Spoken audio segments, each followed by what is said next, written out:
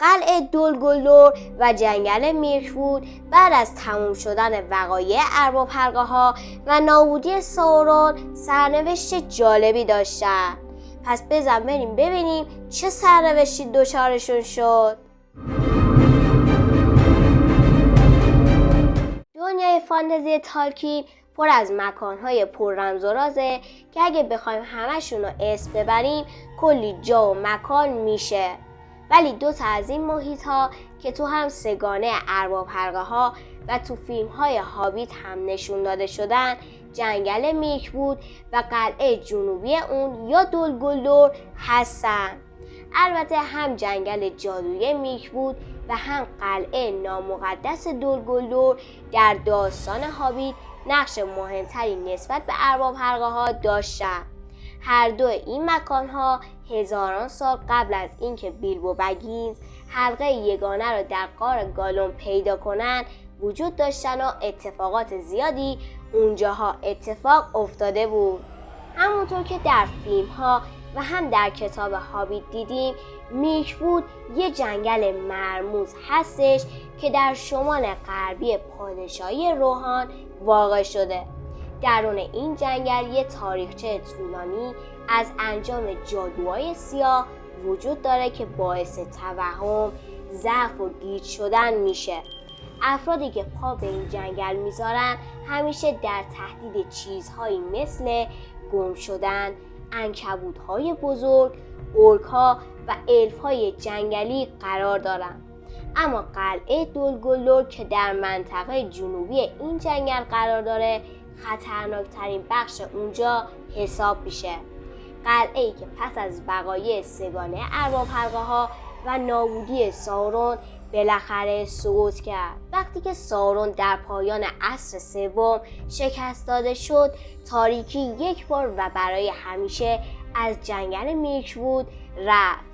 پس از اینکه این جنگل آزاد شد، چندین گروه مختلف بخش‌های متفاوت اونو بین خودشون تقسیم کردند.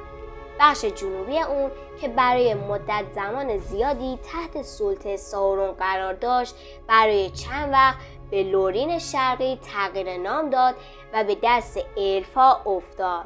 بخش مرکزی اون هم به تمدن مرکزی انسان‌هایی به نام وودمن تبدیل شد و از اون حالت شوم خودش بیرون اومد.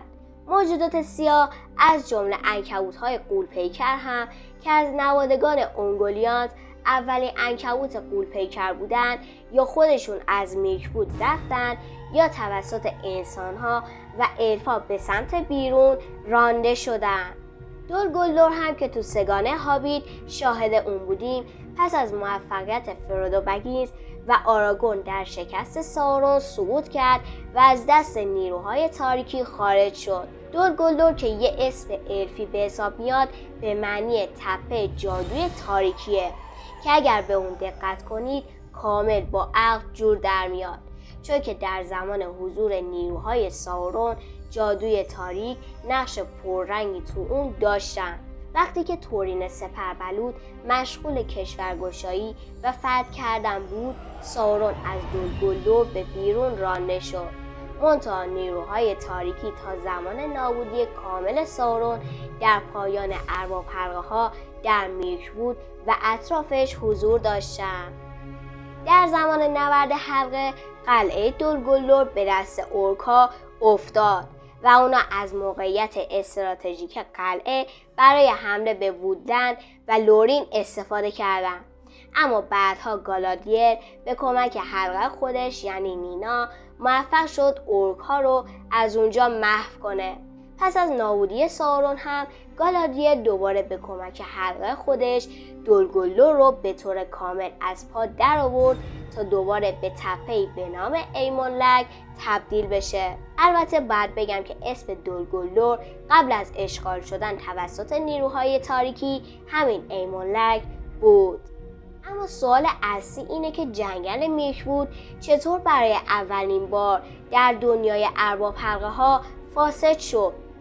باید بگم که میرکوود از ابتدای دنیا وجود داشت و با نام‌هایی نظیر گرین‌وود کبیر و پادشاهی الف‌های جنگل شناخته میشد.